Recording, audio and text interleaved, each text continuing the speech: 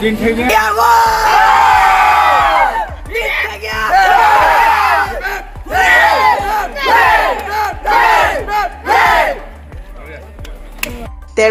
জিয়াউৰ ৰহমান পুৰণি মৰাণ আন্তঃ school football প্ৰতিযোগিতাৰ চেম্পিয়ন হ'ল তিনঠেঙীয়া কাৰিকৰী উচ্চ মাধ্যমিক বিদ্যালয়ৰ দল।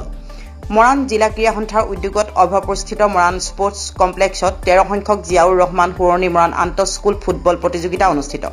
25 মে'ৰ পৰা অনুষ্ঠিত এই প্ৰতিযোগিতাখনি আজি সামৰণি পৰে। প্ৰতিযোগিতাৰ চূড়ান্ত খেলখনি আজি মৰাণ উচ্চতৰ মাধ্যমিক বিদ্যালয় আৰু তিনঠেঙীয়া কাৰিকৰী উচ্চ মাধ্যমিক বিদ্যালয়ৰ মাজত অনুষ্ঠিত হয়। খেলত তিনঠেঙীয়া কাৰিকৰী উচ্চ মাধ্যমিক বিদ্যালয়ৰ দলে 2-1 গলত মৰাণ উচ্চতৰ মাধ্যমিক বিদ্যালয়ক পৰাস্ত কৰি প্ৰতিযোগিতাৰ চেম্পিয়ন খিতাপ অৰ্জন কৰে।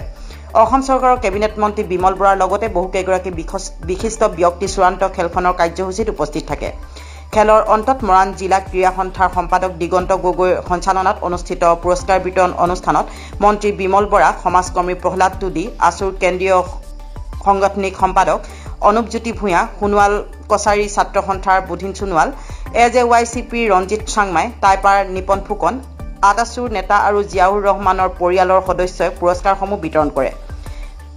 শ্ৰেষ্ঠ গলদাতা ৰূপত অমৰ ঘাটৱাৰ আৰু অবিনাশ দাসক, শ্ৰেষ্ঠ খেলুৱৈ কমল হাতীমুৰীয়া, শ্ৰেষ্ঠ গলকিপাৰ অংকুৰ জ্যোতি কোচ, মিডফিল্ডাৰ অৰবিন্দ তাঁতী আৰু বেষ্ট ডিফেন্স লক্ষ্যজিৎ সোণোৱালক বঁটা প্ৰদান কৰা হয়। 13 সংখ্যক জিয়াউৰ ৰহমান পুৰণি মৰাণ আন্তঃ স্কুল ফুটবল প্ৰতিযোগিতাৰ চূড়ান্ত খেল এই অভয়পুৰ ষ্টেডিয়াম প্ৰাংগণত অনুষ্ঠিত হৈছে।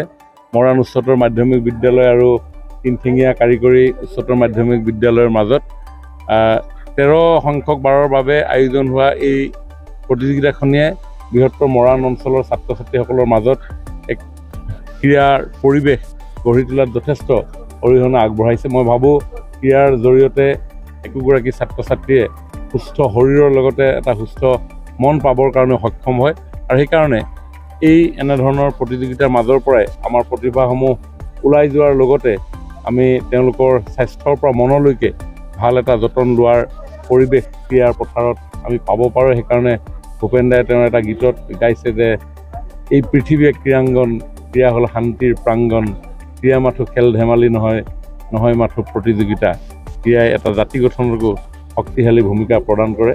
গতিকে ক্ৰীড়া সুলভ বাতাবৰণ সমাজৰ কাৰণে অতি প্ৰয়োজন।